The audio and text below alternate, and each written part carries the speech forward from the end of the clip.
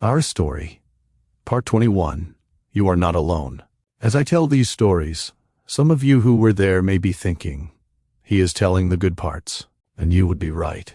There were good parts, beautiful parts, moments where we watched God provide, open doors, save people, heal marriages, and build a church family in ways we never could have planned. But there were also hard parts, very hard parts. Now that I am older, retired, and in a different season of life, I do want to remember the good things.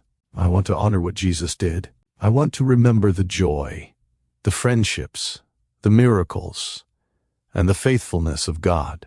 But I also know there were painful lessons along the way, and some of those lessons changed me. This was one of them. The church was growing. We had a large staff by then. We had pastors, ministry leaders, workers, volunteers, and many moving parts. And when a church grows, the blessings grow, but so do the problems. I have said before that we were a bunch of misfits. And we were. We loved Jesus. We wanted to serve him. But we were still people, broken people, immature people, people with wounds, weaknesses, blind spots, and sin. And during that season we walked through what many would call a major church split. I am going to be careful here. There were moral failures. There was broken trust. There were accusations. There was confusion. There were things happening behind the scenes that I did not fully understand at the time. And because some of those stories involve other people and other families, I am not going to share details that are not mine to tell. That would not be helpful. It would not be healing. And it would not honor the Lord. What I can tell you is what that season did in me. I was broken. Even though I had been in ministry for a while, I was still young in many ways. I was stubborn. I was set in my ways. I was not always quick to listen.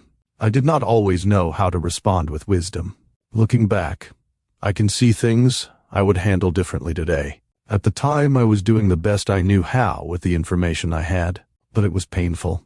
People were leaving the church. Accusations were flying. There was rumbling in the body, and I was crying a lot. I did not talk about it from the pulpit. I did not use the pulpit to defend myself, explain the details, or answer accusations. I knew that would only make things worse, so I kept doing the one thing I knew to do. I kept teaching the Bible, verse by verse, line by line. I kept trying to love the people. I kept trying to stay faithful, but I also knew I needed help. So I put myself under the care and accountability of several older, more seasoned pastors. I asked them to walk with me through that season, ask hard questions, and make sure I was not purposely hurting people or handling things in a way that dishonored the Lord. That was one thing I believe I did right. I did not trust myself to carry it alone. During that season, I was invited to dinner with a group of people connected to the conflict. I said yes. I wanted to meet. I wanted to listen. I wanted to understand. I wanted to do whatever I could do that was right. We met at a large steakhouse in Salt Lake City. I do not remember much of what was said that night. I do not remember what was accomplished. But I remember how I felt. I felt shell-shocked, like a deer in the headlights. I was sitting there, listening, trying to process what was happening, and I did not know how to respond. Then, something happened that I will never forget. I saw two angels, one on my right, one on my left. They were huge. I know how that may sound. I cannot explain it better than that. I only know what I saw. When I tried to look directly at them, I could not see them clearly, but when I looked away, I could see them from the side. It was as if time slowed down. People were still talking around the table, but inside I was having a moment with the Lord that no one else could see. I began to panic a little. In my heart I prayed, Lord, what is this? What is happening? And then I sensed the still small voice of the Lord speak to my heart with great clarity. I want you to know that you are not alone. I am with you, and I have sent you help. That was all I needed. I do not know what happened for the rest of that dinner, but I know what God did in me. He reminded me that I was not alone. He was with me, and he had sent help. That moment shook me deeply. Allison knew something had happened. She could see it on me, but it took me almost 3 months before I could tell her. Every time I tried to say the words, I would just start crying. I could not get it out. It took about a year before I told the church. When I finally did, I wanted them to know that we were not alone in that painful season. God had not abandoned us. He had not left the church. He had not walked away because things were hard. He was with us. Shortly after that, the whole situation began to settle down. Some people left. Some started another church. Some relationships were broken for a season. But praise the Lord, that was not the end of the story. Over time, many of those relationships were healed. Conversations happened. Apologies were made. Grace did its slow, quiet work. Some of the people connected to that painful season became dear friends again. That is the mercy of God. Looking back, I can say this honestly.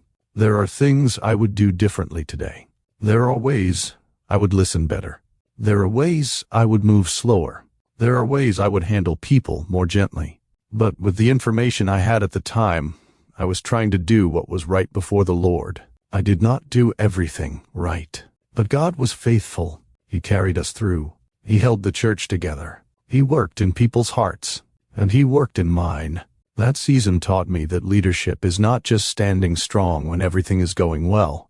Sometimes leadership is standing there with tears in your eyes, not knowing what to say, but refusing to walk away from what God has called you to do. Sometimes faith is not loud. Sometimes it is just staying in the Word, staying in prayer, staying accountable, staying humble enough to say, Lord, help me. I do not know what to do.